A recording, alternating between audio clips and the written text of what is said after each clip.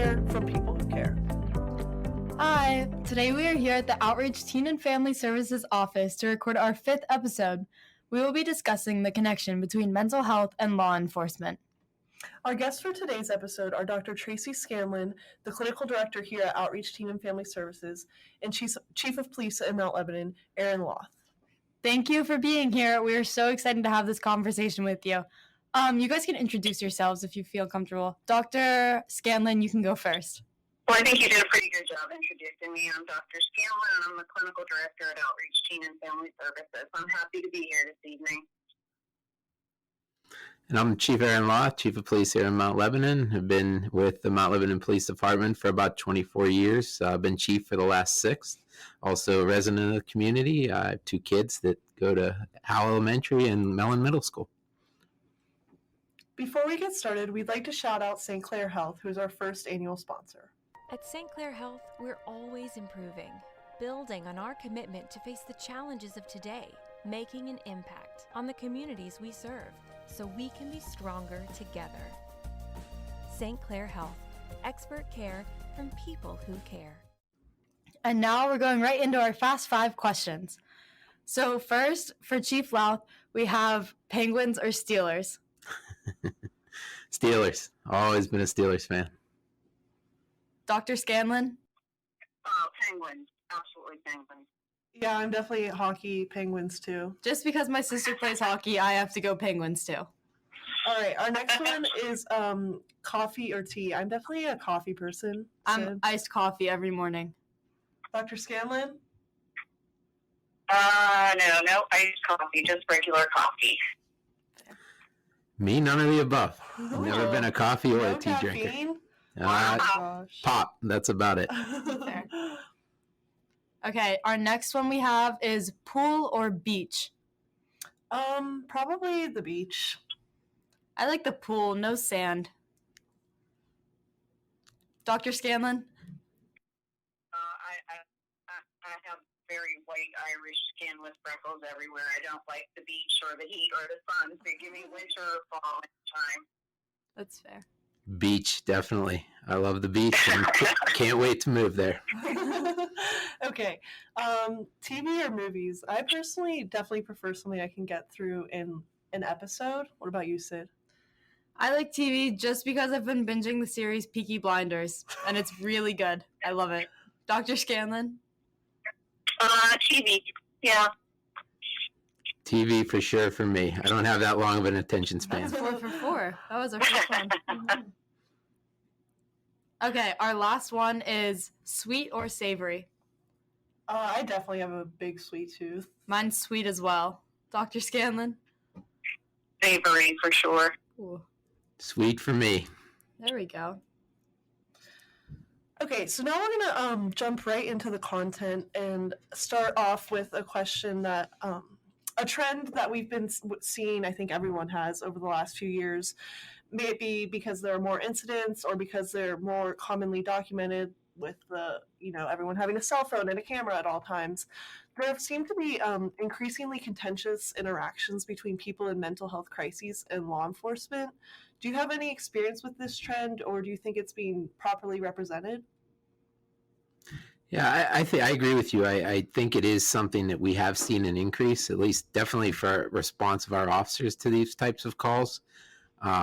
There's could be a lot of different reasons for this. I think if you really look back, a lot of the inpatient care for a mental health related crisis or people that were suffering from mental health related crisis, there was a lot more inpatient care. There were a lot more facilities that people were placed in since the closing of a lot of those facilities and those inpatient options for care.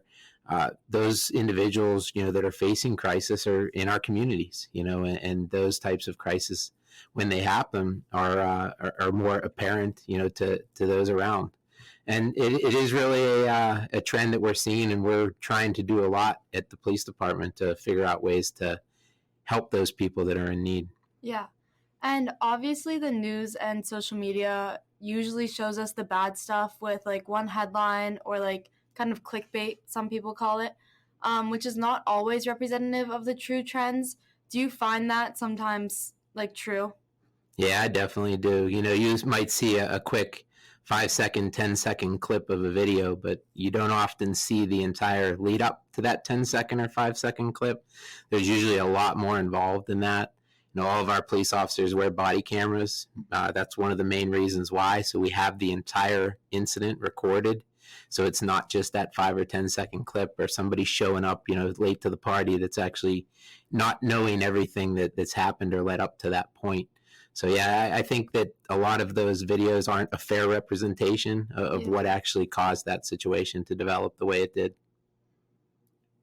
Dr. Scanlon, do you have anything to add to that one?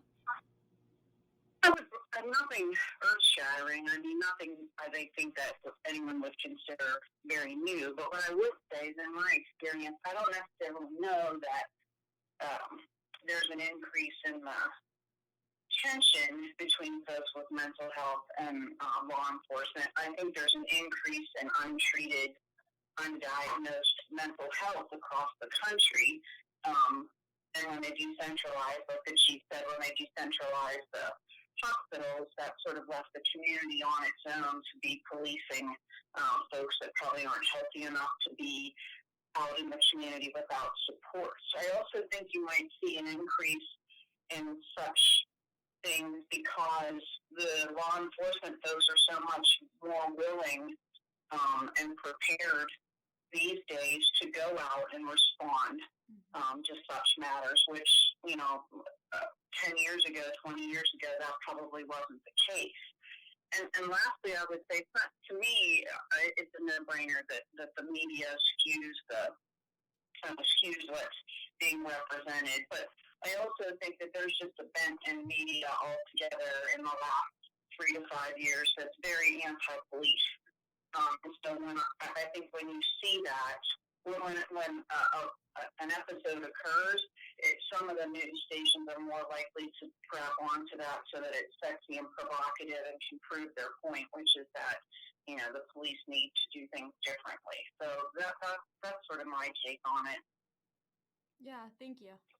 And sometimes when people are in distress, it is more challenging for them to think logically. Someone on the outside may be able to see that person needs help while the person in distress can't grasp that. What can you do for a person in crisis that can't see their need for care? That goes for both of you. Either can answer. Dr. Scanlon, I'll let you start with that one.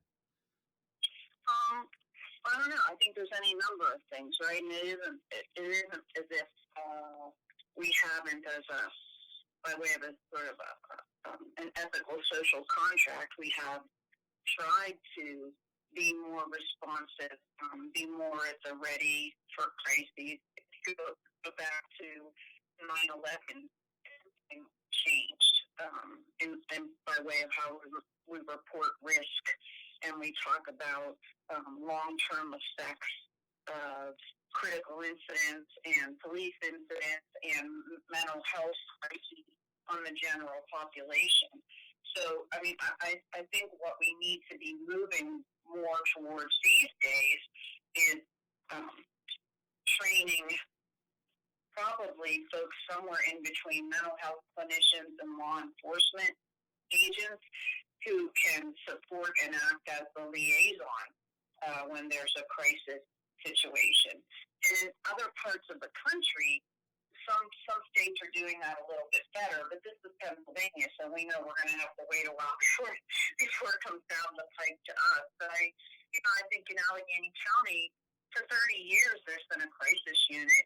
It was Cactus in the old days, and then it was something else after that, and now it's resolved. And I think just by way of acknowledging that those services exist, we acknowledge that there is a crisis component that often needs to be implemented when a person is in psychological distress.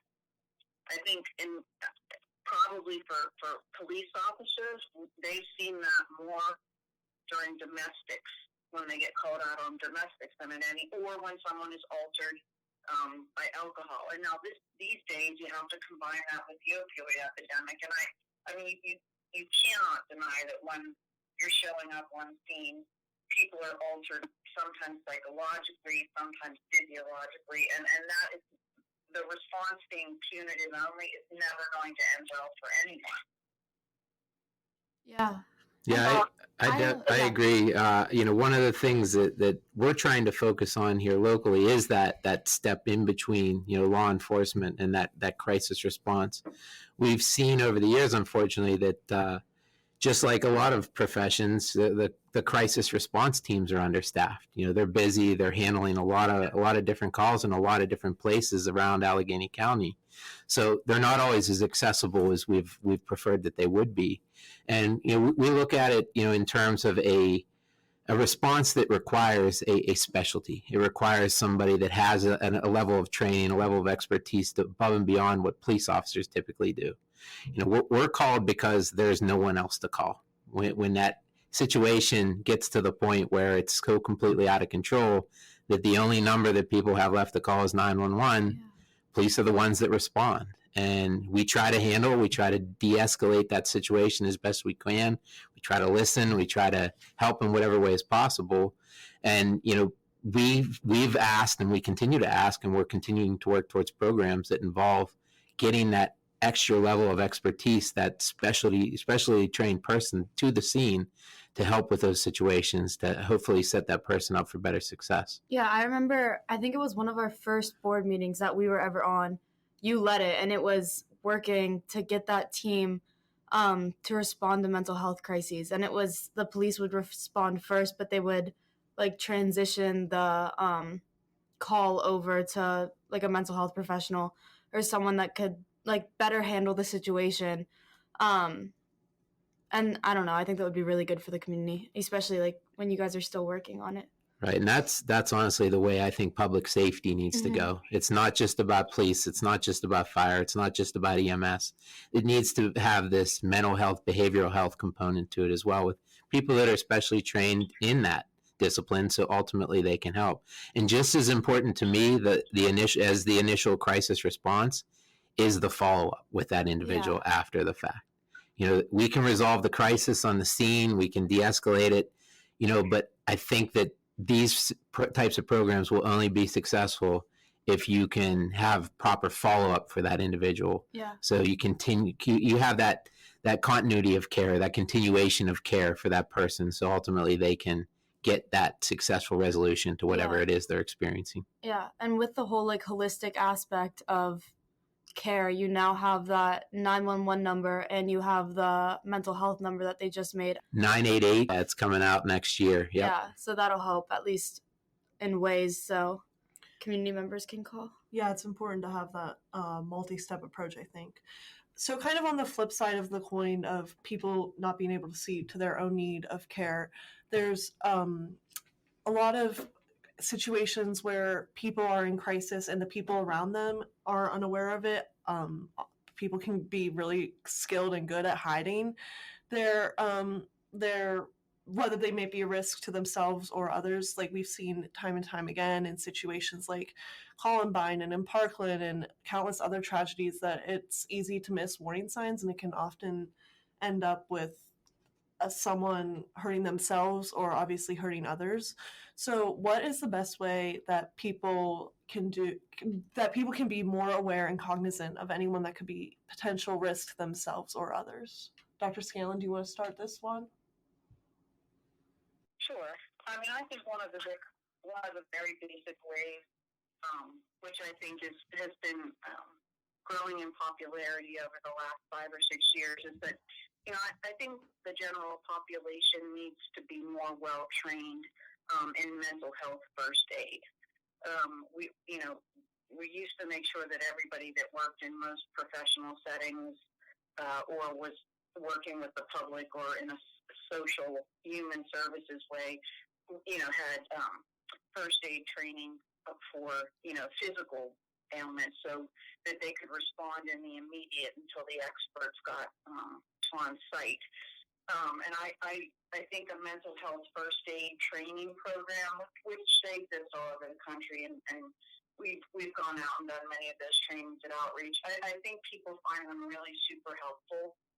And they're not just for parents, they're not just for teens, it's just general learning how to do the quick response like you would if someone had a cardiac episode in front of you, you would quickly do the basic things that and then you would call 911 to get the experts on the ground. But not as many people as we might think understand some of the really obvious signs of distress with, say, depression, panic, general anxiety.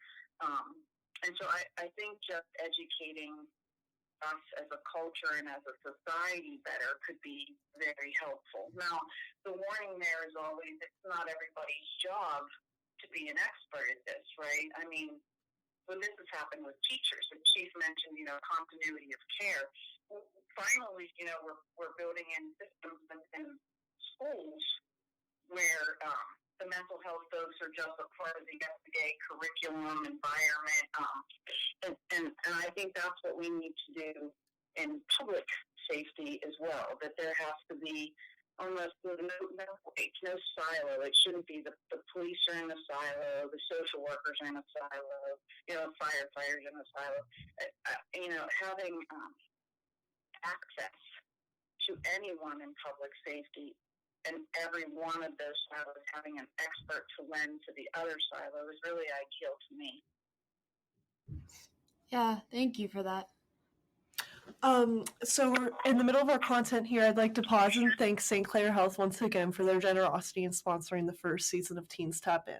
At St. Clair Health, we're always improving, building on our commitment to face the challenges of today, making an impact on the communities we serve so we can be stronger together. By creating reliable resources that recognize all of our neighbors, with access to the highest quality healthcare, advanced care close to home, and a shared humanity that delivers on our joint vision to create a healthier community for all. St. Clair Health, expert care from people who care. And now moving on to our next question.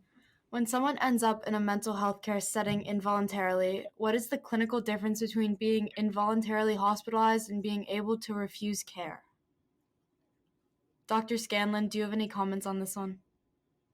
Well, I'm going to punt to Chief on that because I think the legal part is something he could explain a little bit better, and then I can take it from there. Yeah, Chief, if you want to touch on like 302 warrants and other intervention. Sure. Yeah. We that's something that we encounter on a pretty regular basis. Like I mentioned before, a lot of times we're not actually getting to the scene until it's really gotten bad. Yeah. It's gotten to the point where basically whoever is around the individual has run out of other options. Like a last resort. Exactly. So we go, and we do the best we can to obviously make sure the person is okay at the time. There's no safety related issues going on, anything like that. And then, we try to provide the options that are available. Sometimes those are voluntary options. The person might realize that they've hit a point where they need some assistance. And sometimes it's not voluntary. Sometimes those are the situations where we have to really involve the people around that individual, whether it be family members, friends, whoever it is, because us as police just arriving on scene, we don't know what led up to that until people start to tell us the story. And we really tried to involve family members. We tried to involve the direct, acquaintances of that individual to ultimately petition for an involuntary commitment if it's necessary. A lot of instances we will see individuals that, when we get on scene, they've sort of realized that this has gotten pretty bad and maybe I need to talk to somebody. And we do our best, our officers do our best to convince the person that, might be beneficial for them to do that. Yeah. The difference is legally, if it's an involuntary commitment, they don't have a choice. They have to go. They have to go to a facility. They have to, go into that inpatient setting. They have to, it's usually 72 hours unless the medical facility or the mental health facility decides that it needs to be less than that. But usually it's at least 72 hours in that facility for them to adequately be seen and cared for and talk to someone. On the other end of things, the voluntary commitment, that is purely voluntary. If they decide once they get there, I'm not into this anymore, then they can leave. And there's nothing that holds them there for that. So we've seen it work a couple different ways. Unfortunately, there are some folks that don't want to be involuntarily committed, but they probably need to be, Yeah. and that's the situations where we're really dependent on that system and the people involved in the mental health system to be able to adequately provide the level of care that person needs. Mm-hmm. Do you ever see a pattern of people that either refuse care initially or end up in care and then out of it, needing help again, like shortly thereafter? We do, yeah. Unfortunately, sometimes we encounter individuals that do, they seem to get into the system and they probably aren't getting all the assistance they need, because obviously the situation, once they return to their home, to whatever the setting is that they were in previously, they kind of just revert back to whatever was going on previously. So yeah, unfortunately we do. I think, as I mentioned earlier, that continuation of care, that extra level that we've been talking about, I think that will be very helpful in those types of situations, because even if that inpatient or that particular setting that they were sort of forced into as a result of whatever happened, now we have an extra layer, within the community that can provide them with some different resources or coordinate those different resources that they may need. Yeah. Dr. Scanlon, do you have a comment on that? Yeah, I do. I mean, thanks for explaining the 201 and the 302 differences, Chief. But I mean, I think it's complicated because it's not a very well kept secret that the system doesn't work very well so far as institutionalizing, even temporarily institutionalizing folks against their will. It's the least desirable situation of all. But the other part of this, if we're talking about why we need to change this system and get sort of a more community-based approach going, is that police officers, therapists, physicians, they often try to send someone to the emergency room because they have a fear of imminent risk. And the emergency room folks just street them again, send them back out. Now, I think some of that is because some particular hospital systems weren't very aren't well prepared for that population. But I also think now, more than ever, it's staff shortages, too. And we're going to see that for years and years to come now, post-COVID.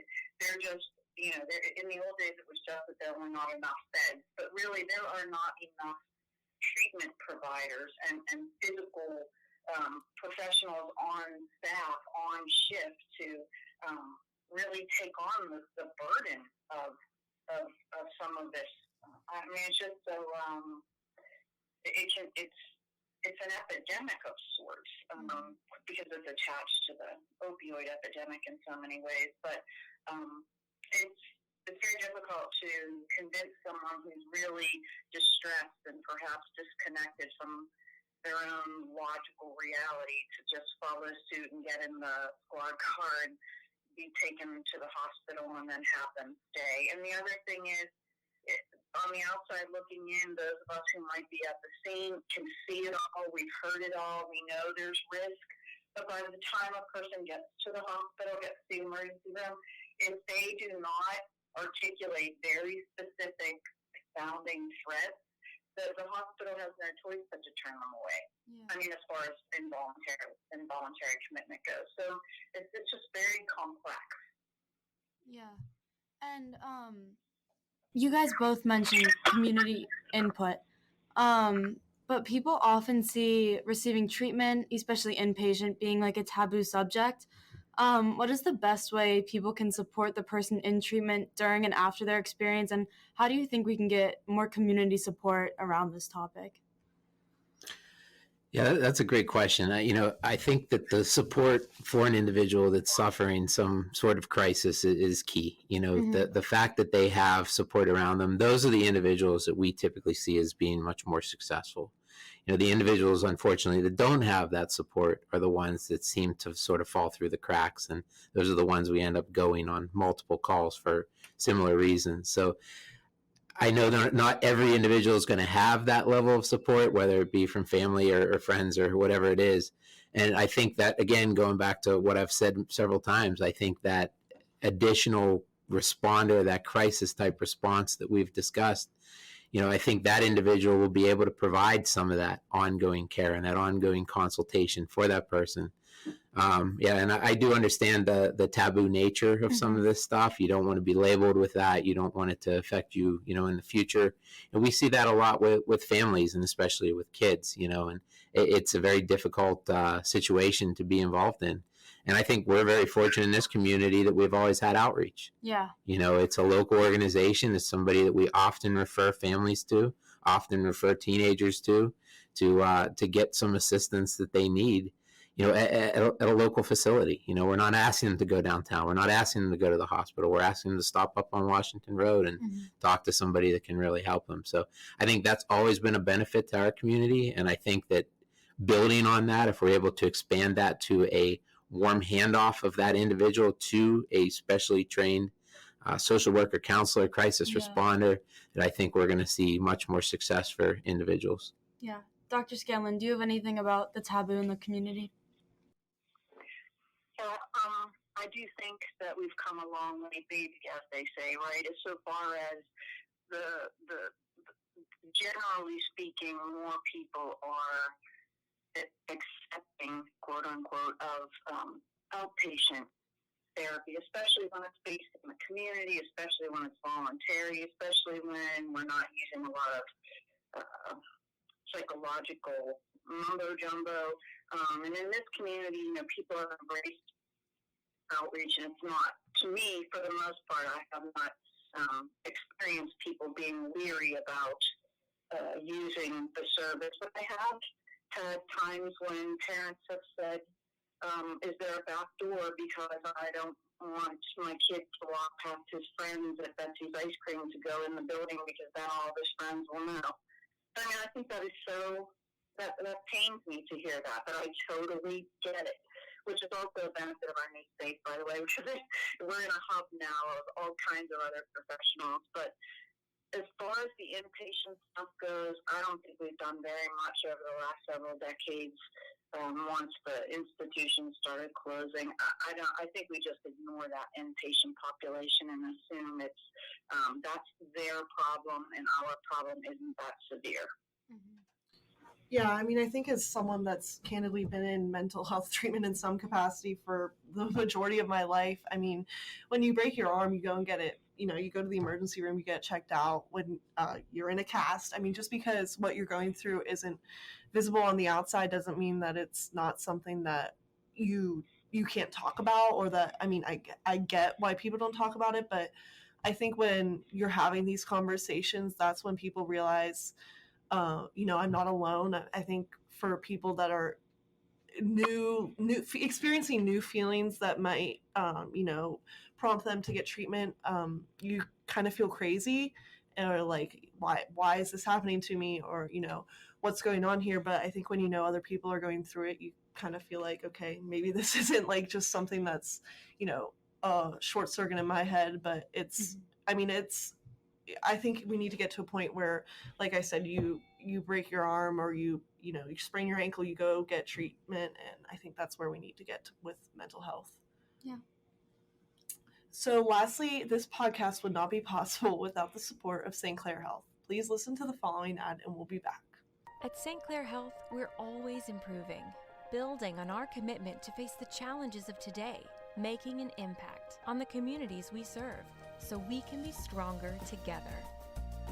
St. Clair Health, expert care from people who care. And we would like to say thank you to all of our listeners for your support. We'd love to hear from you, to think about what else you'd like us to talk about. Please send feedback and ideas to podcasts@outreachteen.org. It's podcasts with an S at outreachteen.org. And now for some of the outreach happenings. So the first thing that we have coming up is the Youth Advocacy Committee. This is something that Sid and Maggie and I and Outreach are very proud of and excited for. Sid and I are both graduating here in June, so we're looking for people that will be interested in sort of taking over the roles that we've been so happy to fill. So we're looking for a group of kids that might be interested in using their voice to broaden Outreach's mission and reach your peers in the communities we serve.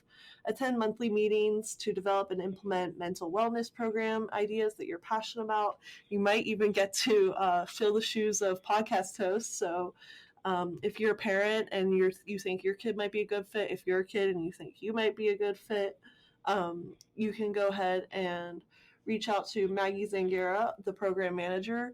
At her email address is mzangara@outreachteen.org. And now for our bi-monthly newsletters. Every other month, Outreach will send out a topical newsletter with information pertinent to parents as they navigate the ages and stages of development of their children, and quarterly counselor chats. The supporter program members have exclusive access to master's level clinicians 4 times a year. Do you have questions? Our counselors will be able to assist you in finding answers. All right, that's all we have for you this month. We just want to give a big thank you to Dr. Scanlon and Chief Lauth, and we look forward to hearing from you guys and talking to you again next month. Thank you. Thank you. Thanks, everyone. Thank you.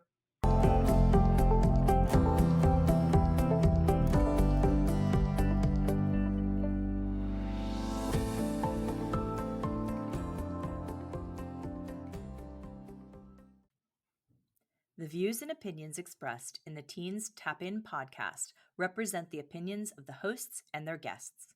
The views and opinions expressed by Outreach Teen and Family Services employees, donors, and volunteers are their own and do not necessarily reflect the view of Outreach Teen and Family Services or the show's sponsors. The content here should not be taken as counseling advice.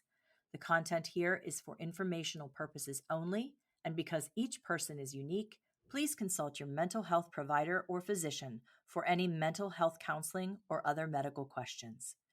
The podcast should not be used in any legal capacity whatsoever, including, but not limited to, establishing a standard of care in a legal sense, or as a basis for expert witness testimony. No guarantee is given regarding the accuracy of any statements or opinions made on the podcast. If you find any error in any of the content of the podcast, please contact us at podcasts@outreachteen.org. Outreach Teen and Family Services, its sponsors, donors, and partners expressly disclaim any and all liability or responsibility for any direct, indirect, incidental, special, consequential, or other damages whatsoever arising out of any individual's use of, reference to, reliance on, or inability to use this podcast or the information presented in this podcast. Please go to www.outreachteen.org to see the complete notice and disclaimer for the podcast episodes.